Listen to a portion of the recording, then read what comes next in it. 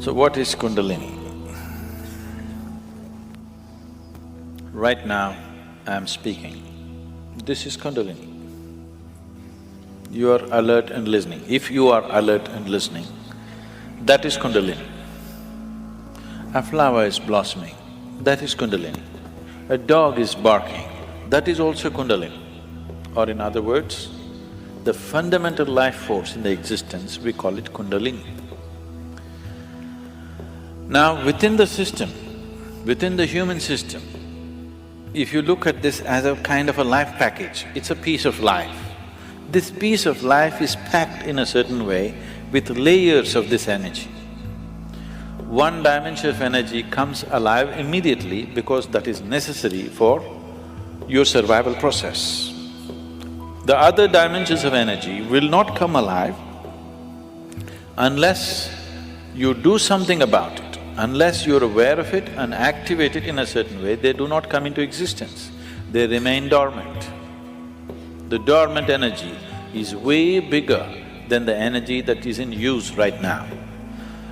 To take care of your survival process, to live a physical life completely, to live a complete physical and intellectual life, you need to activate only about 21 of your chakras. Out of this 114, if about 21 of them are on, you will live a complete life. You will not feel any inadequacy. You will live a complete physical life. There'll be no problem with your life. You will think you're a great success, but you're only 21. That is less than 21% out of 114. Less than 20%. At less than 20%, you will feel like a complete life without any inadequacies. The remaining percentage of life, what is it about? It is not even needed if your intention is just to live well. If you activate this dimension of energy, other dimensions of life will open up. One thing is, are you ready for those dimensions? The question is not about whether it's good or bad. The question is just about, are you ready for it? Because even if the best things in life come to your life, when you are not ready for it, it will not be a good thing for you. In your experience, it will not be a good thing if something came to you when you're not ready for it, isn't it so? Even if it's the greatest thing, it may be the greatest thing, but it came to you when you are not ready for it, then it is not a good thing, isn't it? So are you ready for it is the first question. If you're ready for it, what can we do for it? What can we do to activate? There are various ways of doing this, many ways, but the Kundalini Yoga, are people familiar with Kundalini Yoga, practicing or… okay. Kundalini Yoga, I'm not making a comment about anybody, okay?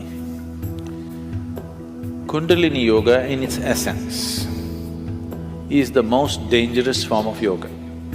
I'm saying dangerous because it's the most potent also. What is most potent is always the most dangerous, if improperly handled. There are various kinds of energy in the world right now. Even the electricity is being produced in so many different ways. One of the ways that we do it is through nuclear reactions, nuclear reactors rather. It is the most efficient way of producing energy that we know right now, but it is also the most dangerous way, isn't it? When things go wrong, they go seriously wrong. When they're going right, it is the easiest and the best way to produce energy on the planet is nuclear energy actually. But when it goes bad really bad, like in ways that you can't fix it. So similarly with Kundalini Yoga, it is the most potent and it is the most dangerous. Without the necessary preparation and guidance, without expert guidance, constant guidance and observation, nobody should ever attempt it. But the problem is, books have been written about it and everybody wants to do the highest yoga. Nobody wants to start with Everybody wants to start the alphabet with Z.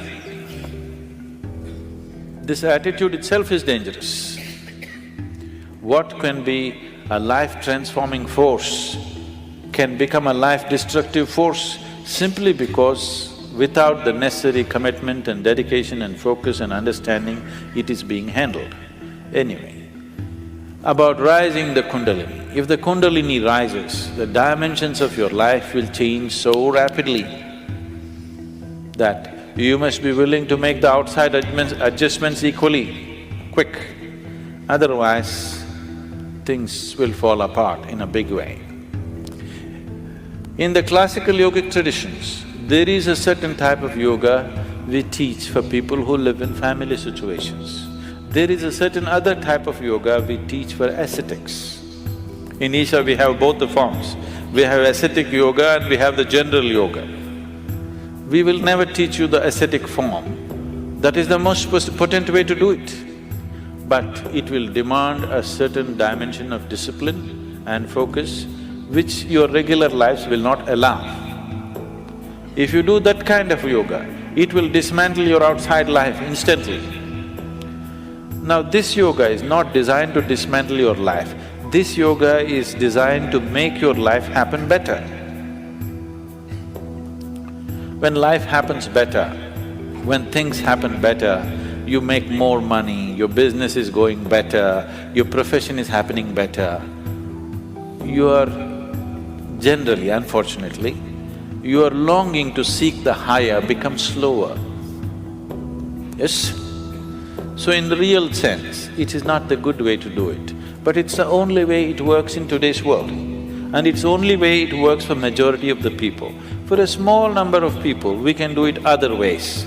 We can bypass all these things and just do very powerful ways of doing things, but it will dismantle all social structures around them, which is not good for everybody to do. So these are different dimensions. Kundalini Yoga, if it has to be practiced, you must be in a certain kind of atmosphere. You cannot live in social situations and do Kundalini Yoga. Otherwise, in the name of Kundalini Yoga, you're doing something simplistic. Otherwise, Kundalini Yoga can transform the way you are within days. Suddenly you find you are a stranger in your own home within 2 days of practice, because it will change everything about you. So can we raise the Kundalini? Yes, we can. One way is to create a conducive atmosphere so that slowly it rises. The other way is to provoke it in such a way that it raises quickly. If it rises quickly, then everything changes dramatically. If it rises slowly over a period of time, changes will happen slowly, you will be capable of handling these changes over a period of time. But if it happens very quick, then you will not be able to handle the changes. Things will look like things are falling apart. So there are different ways of doing this. How many ways? There are too many ways. I will not go into how many ways. There are so many ways of doing it. Essentially, there are 112 ways of doing it. There are 112 ways in which you can take this up. From the base to… for this you have to know the structure, otherwise it'll become very elaborate. Out of these 114 chakras, there are 7 which we recognize as 7 dimensions. Out of this, 6 are within the body, 1 just outside the physical body. So if you employ these 112 methods, you will handle the 6th chakras. The 7th one you cannot handle. There are 112 ways in which you can attain to a chakra which we refer to as Agna. But from Agna to Sahasrara, there is no way. There is no way to do it. You just have to jump into an abyss. If you have to jump into an abyss, you should be insane. Or you should have enormous trust in somebody. Somebody says jump, and you are jumping because you have such a deep trust in somebody that when he says jump, it has to be good for you. You simply jump into a bottomless pit. So, the journey from the Mooladhara to Agna, there are 112 ways to get there. But from there to there is no way. it is just one jump that can happen in trust, in devotion or in madness. Choice is yours.